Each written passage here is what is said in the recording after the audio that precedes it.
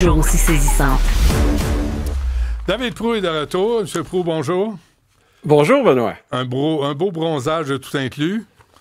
Ben, écoute, en fait, j'ai décidé de... premièrement, je me suis ennuyé des auditeurs de Cybèle et de toi. Donc, je suis super content d'être là ce matin. OK. Auditeur, Cybèle, puis moi en bas. Oui, mais le meilleur en dernier, Benoît. Mais les auditeurs se sont ennuyés de toi, David. On recevait là, des textos. Où est David? Est-ce que David est parti? Va-t-il revenir? Est-ce que je peux prendre sa job? Il est là, David! Alors, tes vacances, c'était quoi? Ça ressemblait à quoi? Écoute, j'ai décidé de prendre les vacances les plus politically incorrect possibles. Donc, en d'autres mots, j'ai vraiment voulu fâcher là, le lecteur de La Presse, du Devoir et de Radio-Canada. Donc, non seulement j'ai été aux États-Unis, ouais. Okay. mais j'ai été au Texas et j'ai loué un Cybertruck. Et là, la photo que je partage, on est devant une fusée de SpaceX au Houston Space Center où ils rendent hommage à Elon Musk. Okay. Et attends, c'est pas tout. Le jour des vétérans, j'ai voulu initier mes enfants aux armes à feu. Donc, on était dans un shooting range.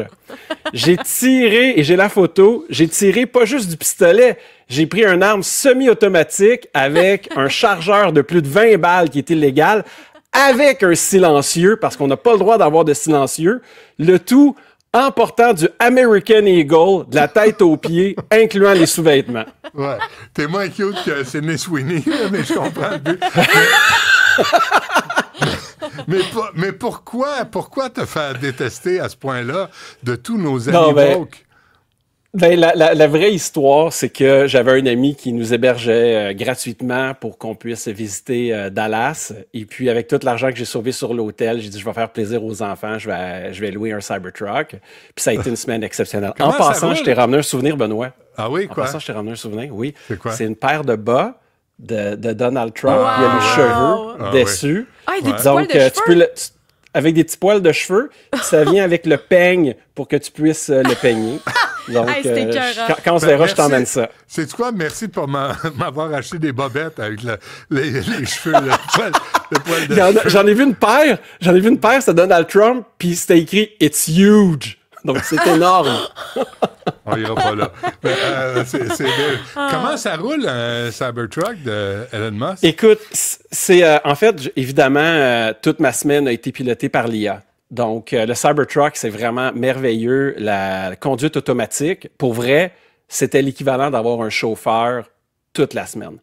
Je lui disais, emmène-moi à tel musée. L'auto partait, le camion partait, puis il se rendait au musée. Là-bas, ils ont le stationnement automatique. Donc, j'appuyais « Stationne-toi ». Il se stationnait tout seul.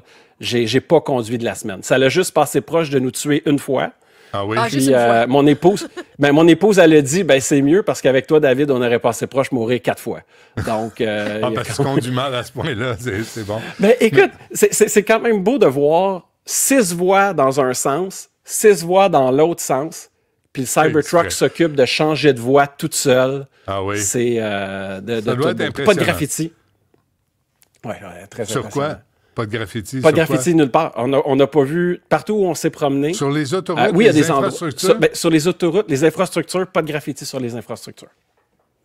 Wow, ça nous prend la recette magique, parce qu'à Montréal, tu sais que c'est une dompe. Et aucun impôt d'équivalent de provincial, aucun state tax. Fait que t'as l'équivalent de la TVQ, mais t'as pas d'impôt sur ton revenu par l'État. Donc, c'est comme l'Alberta des États-Unis. Écoute, j'ai appris beaucoup de choses entre les deux. Toute la partie sur comment élever du bétail, c'est les Texans qui l'ont appris aux Albertains. Parce qu'il y avait une voie de transport de bovins qui passait par le Kansas puis qui continuait plus haut au nord. Puis il y a des belles histoires là, d'Afro-Américains qui venaient d'acquérir leur liberté, qui avaient fait du marchandage de bœufs, qui vendaient puis qui achetaient des bœufs, puis qui sont établis en Alberta. Puis ensuite, quand il y a eu le pétrole, même chose, l'expertise du pétrole texan a été vers l'Alberta. Puis même, puis on peut parler d'IA, mais tant qu'être dans une partie culturelle texane, je pense que le passé du Texas est l'avenir du Québec. C'est-à-dire? Puis, je t'explique. Quand Sam Houston a gagné la bataille d'indépendance du Texas, puis que le Texas était indépendant, le Texas voulait en aucun cas joindre les États-Unis. Et les États-Unis voulaient rien savoir du Texas parce que c'était un État esclavagiste et c'était à l'époque des tensions par rapport à l'esclavage que le pays est en train de se séparer en deux. Personne voulait du Texas. Puis le Texas voulait rester indépendant. Mais ils ont pris tellement de mauvaises décisions économiques que le Texas était cassé bien raide. Là. Productivité par habitant à terre, dette archi élevée. Puis là, il était tellement mal pris qu'ils ont dit aux États-Unis, si vous ne nous prenez pas, on va demander à l'Angleterre de nous prendre. Puis bien que politiquement, ça faisait aucun sens, économiquement, il était tellement défait que le Texas s'est joint aux États-Unis. Puis là, après ça, la semaine passée, je n'étais pas là, mais je regardais un peu les nouvelles. Quand j'ai vu que Carney va dépenser 1,7 milliard pour aller chercher les Américains, pas les Américains, les immigrants américains avec les visas H-1B, essaye d'expliquer à quoi ça sert l'argent. On parle de gens qui vont se faire expulser des États-Unis, qui ont nulle part où aller, puis nous, on va mettre 1,7 milliard pour que ces gens-là viennent chez nous. Puis les visas H-1B, ce n'est pas des gens exceptionnels. Le titre, c'est travailleurs qualifiés ou hautement qualifiés. Là. Mais il y a un visa aux États-Unis qui s'appelle le O1. Le O1, c'est pour les gens exceptionnels. Tu sais, les gens là, qui sont les meilleurs dans leur domaine. Les O1, les États-Unis les gardent. Ce qu'ils envoient, là, c'est les H-1B, c'est-à-dire la classe moyenne immigrante qui ne veulent plus chez eux. Puis nous, on dépense 1,7 milliard pour les avoir. Mais c'est pas des criminels à force non de prendre. C'est pas des criminels. Non. Okay. C'est des gens qui ont un diplôme quelconque, dans une discipline quelconque, qui ont décidé d'aller travailler aux États-Unis. On a la main sur le cœur, David. Toi, tu n'as pas de cœur, tu as une brique. Fait que Mark Carney, c'est un homme généreux, surtout avec l'argent des autres, exactement comme Justin Trudeau. Ben moi, sais-tu ce que, économiquement, il y a un point sur lequel ça fait du sens de faire ça, puis je vais te l'expliquer. À toutes les fois qu'on fait une élection, ça coûte entre 800 millions puis 1 milliard. Mais là, tous ces gens-là qui sont fait jeter en dehors des États-Unis par un conservateur, Donald Trump, ces gens-là ne vont plus jamais voter conservateur de leur vie. Donc, en les emmenant ici, on n'aura plus de gouvernement minoritaire.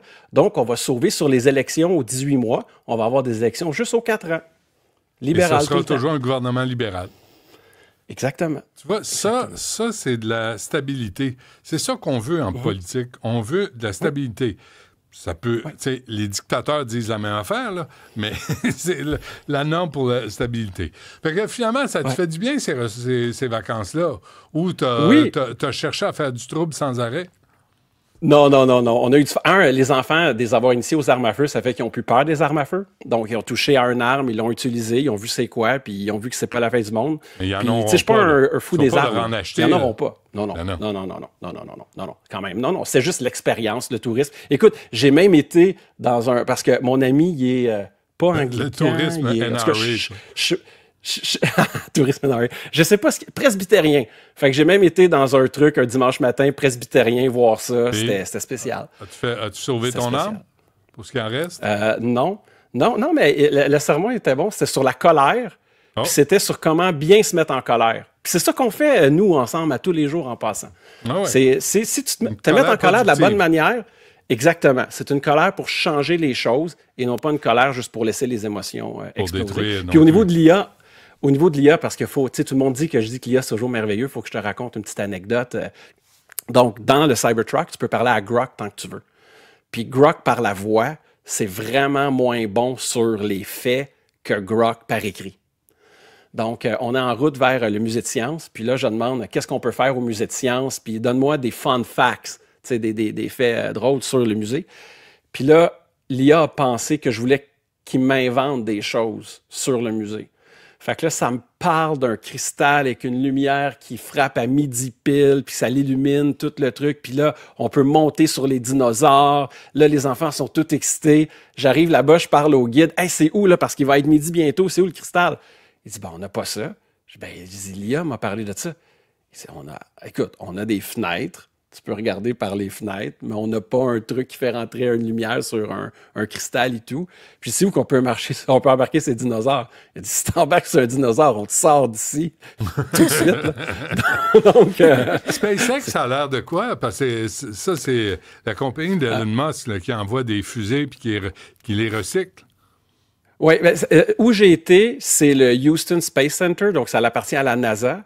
C'est juste que vu que SpaceX a fait les fusées réutilisables, ils en ont mis une en exposition pour montrer cette belle technologie-là. Puis tu peux voir là, une vraie fusée Apollo, là, parce que quand le programme a été arrêté après Apollo 13, il y avait encore les fusées. Puis là, ils les ont démontées. Tu peux visiter ça.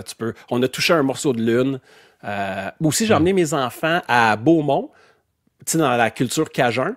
Puis je leur ai expliqué le grand dérangement. Parce que, dans nos cours d'histoire au Québec, c'est important de parler des Indiens, des Iroquois, les Mohawks, puis tout.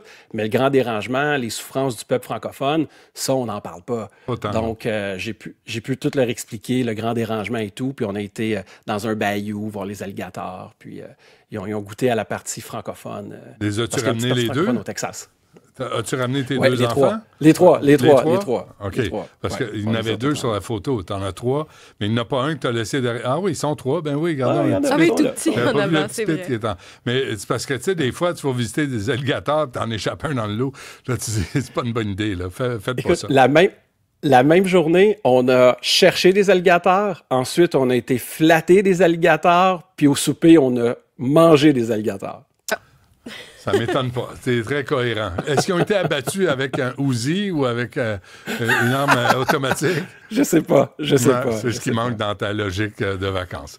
Ben, écoute donc, pour toute information, le guide touristique David Proulx, pour choquer tous les woke autour de lui, ça, c'est disponible sur son site Internet. Allez voir davidproulx.ca. Non, c'est pas ça. C'est pas vrai. Non, ça n'existe pas. Non, ça n'existe pas. Mais les gens vont aller voir le sacramouille. Bon, ben merci. On se reparle demain. On va parler d'intelligence artificielle encore une fois. Merci, David.